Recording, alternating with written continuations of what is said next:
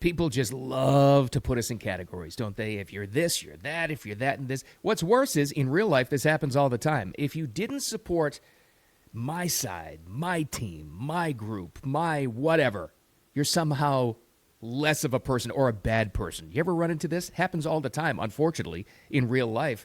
And a big public example of this just happened in a very viral clip from none other than Michelle Obama. And what she said this week, she did it too, just very publicly, not one-on-one. Now, let me throw out like a little disclaimer here. I don't care if you voted for Obama. I don't care who you support, what you think of her. I'm using her example because it's a very public and very viral example. Take it away, Michelle. Well, as we saw in this past election, sadly, we ain't ready.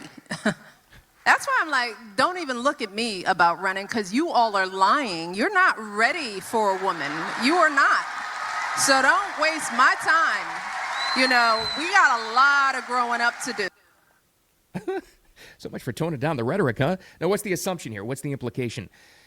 This country's not ready. Anybody that didn't vote for Kamala, apparently, not ready, not intelligent enough. You're biased. You're maybe misogynistic. You're this, you're that. All the name calling, right? And we were supposed to tone down the rhetoric. And again, I'll say it again. I'm using her as an example because she said it, no matter what your feelings are. But it's a great example in a very public way of what happens in real life. This happens, doesn't it? You ever get called a name simply because they assumed you're something? Because you're not on their side, on their team? This is all trickled down from identity politics, and they put us all in boxes and teams and all that other crap. Don't ever, ever let them. Don't ever let them group you into something or consider you a bad person because you didn't follow everything that they do. You're an individual, and you know that. So here's the Wicked Wisdom Mindset move of the week when you're faced with this kind of thing, in public or one-on-one. First thing is an internal check, right? And you're asking yourself a question.